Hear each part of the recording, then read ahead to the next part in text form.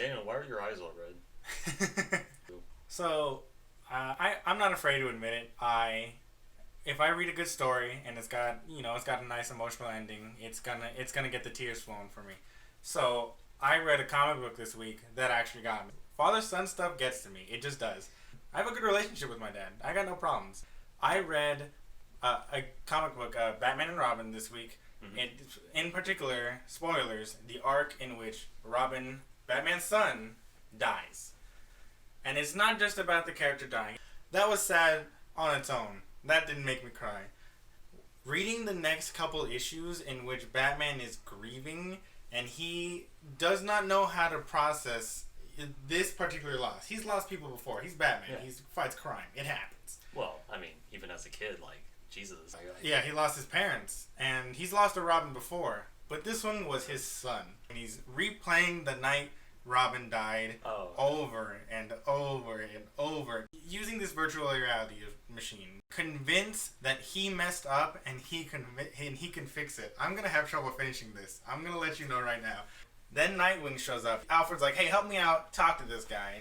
Nightwing just says, "Nah, I'm gonna help him. I'm gonna be player 2. We're gonna replay the night as if I was there also." So Nightwing then joins this fight. And then they're able to save Robin. Robin looks at Batman and he's like, "You saved me. Alright, let's go on to the next thing." And then the program crashes because that wasn't what happened. So the computer doesn't know what to do next. He takes off the goggles and he's talking to Nightwing and he's talking about, like, "You're right. The only way it could have been done. Other circumstances happened that were impossible to happen." So that seems like an emotional cop-out to me, though. I'm sorry. Like, it just... Like, the whole point of acceptance is getting over your grief, so to speak. It seems like a cop-out just to be like, well, there's nothing you could have done anyway. Well, it's not like he's done grieving, because the story does not end there. You see a hand pick up the goggles again, and he puts them on, and you find out it's Alfred. But he's not playing the fight. He's playing just before the fight, when Robin was told to stay home, because if he went to this fight, he would likely die. I don't like this. I don't like where this is going. And Alfred tells him, "You know, you are Robin. If you wanted to leave this cave, I can't stop you." And so he hands him his Robin costume, and he says, he'll think you just took it anyway. He won't figure it out. And so Alfred, of course, is riddled with guilt, knowing that he sent Robin off to his death. See, that's what I mean, though. That is a good emotional thing. That's like, there's nothing you could have done. Alfred's like, "Oh, no, I could have said no." Yeah. That's... Oh, man. I can't think of one that made me cry, but one story I always like to tell about just, like, a thing that really, like, gets you down. Yeah. I watched The Road, which was based on that book. Cormac McCarthy. Yes. Yeah. So I watched the movie, and I was done for the day. I couldn't do any more that day. It was like... I remember my mom had asked me to do dishes that day, and I was like, I don't have it in me. I can't. that movie took just such a toll on me that I couldn't do it. Now, it didn't make me cry necessarily, but, I mean, I know what you mean, though, by something that gets you down. Hey, son, I need you to mow the lawn. I just watched The Road, Mom. I'm sorry. I can't do anything right now. And that was a heavy movie, though. And then you just kind of wrap yourself in a blanket burrito, and you're like, I don't want to come back to the world today. I'm gonna stay in here in my burrito. Okay, so the movie that really got me down is Big Hero 6. So, there were 2 instances. Because like you, I have that little trigger. Mine isn't father-son stuff. Mine is brother stuff. One is when Hero's brother Tadashi runs back in the fire to try to save Callahan. And he dies. Spoiler alert. They have a funeral. And Hero is just, like, crushed. Hero got accepted into, like, a college at, like, 13 or whatever. And he's just sitting at home doing nothing because he can't go to school. The Return of the Burrito. The second part, this one is the actual part that I'm in the theater, like, tearing up.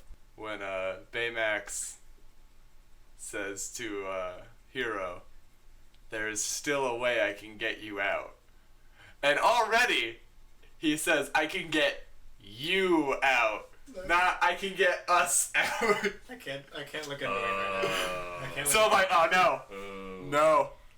And then he's like, and he like does his little jetpack arm, and he's, you need to tell me you're satisfied with your care.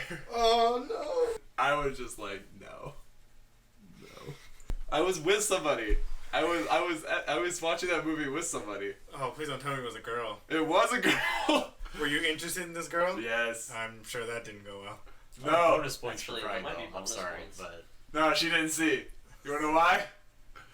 When the movie's over, I'm like, you were crying at that part, huh? She's like, yeah, how'd you know? I thought I was hiding it. I'm like, because if I was crying, you were crying. I don't cry at anything. Oh, Marley Me, that was kind of a sad one. What happened to Marley Me? I don't remember.